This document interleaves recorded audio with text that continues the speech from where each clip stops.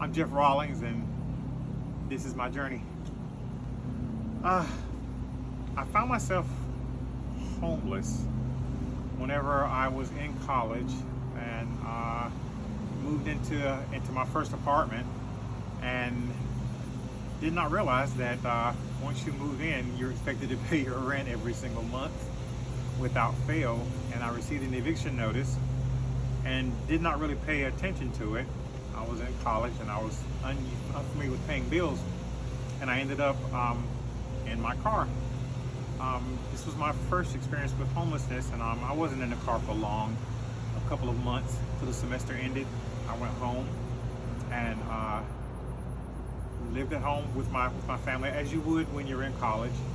And the next year I did better, and I came out of it a little shaken, but not severely scathed. This was in the early 90s. I did very well. I worked and continued my life, and then came into the early 2000s. I worked, I had a good job, had a nice apartment at the time, a couple of cars, a little money in my 401k, and the job closed. When the job closed, we were in the middle of the Great Recession, and I found myself spending my 401k, looking for employment and living on unemployment, and ended up losing my apartment. And prior to losing the apartment, I had to get rid of one of the cars, so I only had one car left. 401k was exhausted. I lost the place, and I did get a job. I was working through a temporary agency. I ended up once again in my car, and this time it was a little different. I had made a lot of friends, or in hindsight, maybe not friends, but I had met some people, let's just say that. And I went to some of them, a couple of them I confided in, and it was not a good choice for me to confide in them, because I found out at that point that they were not necessarily friends. A couple of them publicized that I had lost the place. A couple of people offered me an opportunity to stay, and with that, no charge.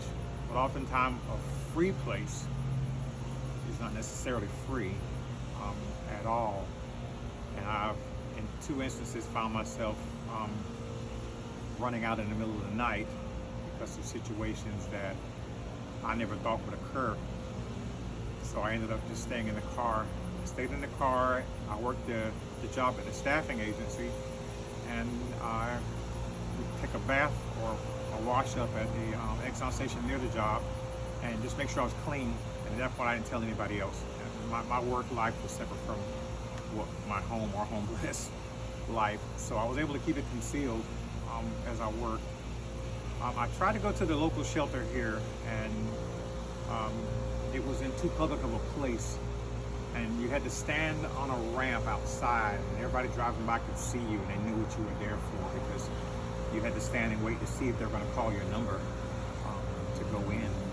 And I just couldn't do that. I couldn't bring any shame on my family, and so I decided I would just tough it out.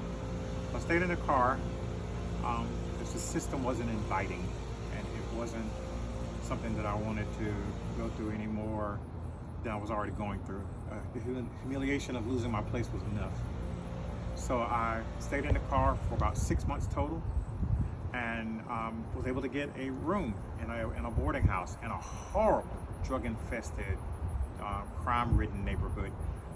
But inside of my room, it was safe.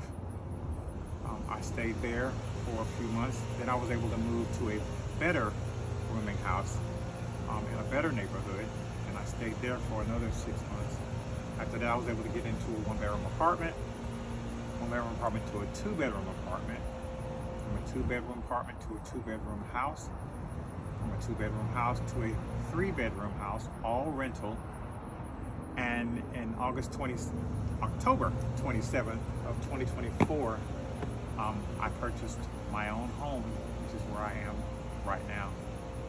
So the journey has been traumatic, yes, but I can say that I wouldn't be where I am or who I am if not for every step of this journey.